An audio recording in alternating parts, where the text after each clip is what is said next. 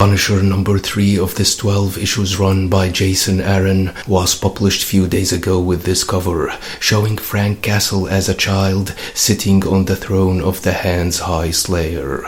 The Hand made Frank their High Slayer in exchange for the resurrection of his wife Maria. He lives in the Hand's fortress in Japan along with Maria, who is unaware of their tragic past and her own death. Frank battles the Apostles of War, a group of arms dealers led by Ares, the god of war. Our book for today opens with Frank leading the Hand's ninja in a war against Hydra, where they manage to rip their enemies to pieces. Back in the citadel of the Hand, the priestess hails Frank and says that many lives were taken and many were given in the name of the beast, and the flag of the Punisher flies above the ruins of the House of Hydra. Frank then approaches a captive from Hydra and starts ripping his chest open to get some info about their leader. The priestess then asks Frank to give back to the Hand what the Hand gave him, namely the resurrection of his wife. She then asks him to tell them of the first time he killed the man. Frank was 10 years old, shooting some empty bottles on the roof of a building, when he heard a scream coming from down the street. There was a man beating up another man. Then a woman tried to stop the aggressor, but he just put her down with a punch. The man pounded on his victim, and the woman started screaming for help, but the people scattered like rats, and windows closed along the street. The aggressor beat them both, the man and the woman, in the middle of the street, in broad daylight.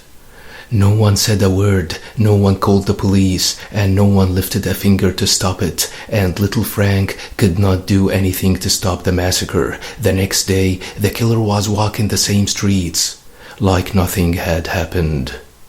Frank told his parents about the crime, but they told him to forget it, and he tried for their sake, but could not. He didn't sleep for days, didn't eat, and could not forget the screams.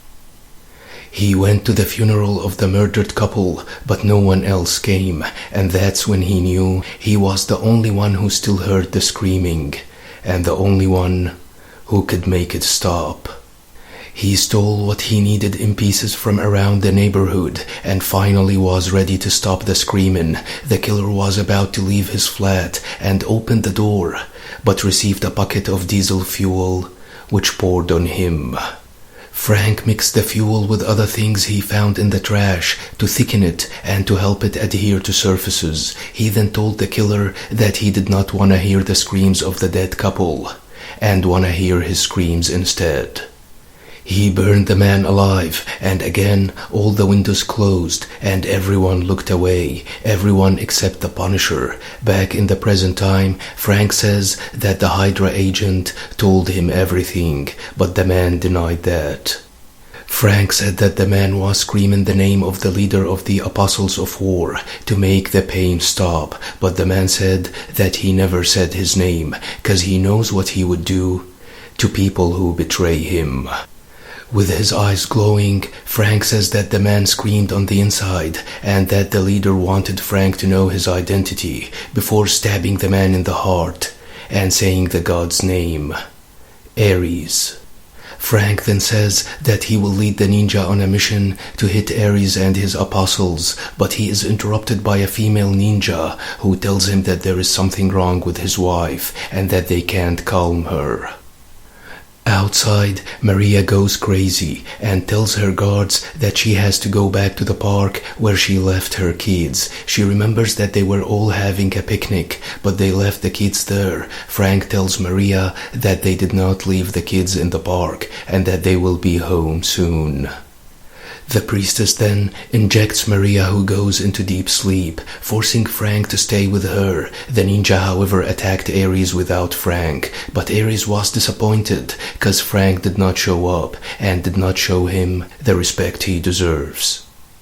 Ares then rips the ninja to pieces, with nothing of them left to resurrect. The god then yells that he doesn't want the foot ninja, as he only wants the Punisher. Later on, Frank goes to see the beast in his dungeon. He says that he lost his mind, but the priestess says that he hasn't lost it, as the beast has always been with him from his first kill until now. Frank comes to tell the beast how much he loves his wife and how much he misses his children.